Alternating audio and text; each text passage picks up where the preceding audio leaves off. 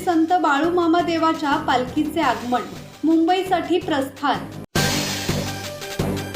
खालापुरात अखंड भाविक भक्तांचे श्रद्धास्थान असलेल्या श्री संत बाळूमामा देवाच्या पालखीचे आगमन झाले असून रात्री पालखीने नढाळ येथील पंचायतन मंदिरात विसावा घेतला।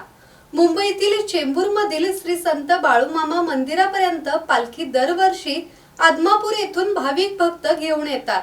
यावर्षीही भाविक भक्त आणि ग्रामस्थांनी पालखी घेऊन 28 मार्चला प्रस्थान केले, तर 28 मार्च रोजी ही पालखी चेंबूरमधील मंदिरात पोहोचणार आहे।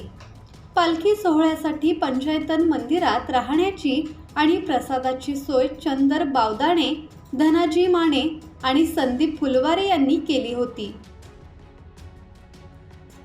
दत्तात्रय शेडगे, संवाद मराठी लाईव्ह, खोपोली।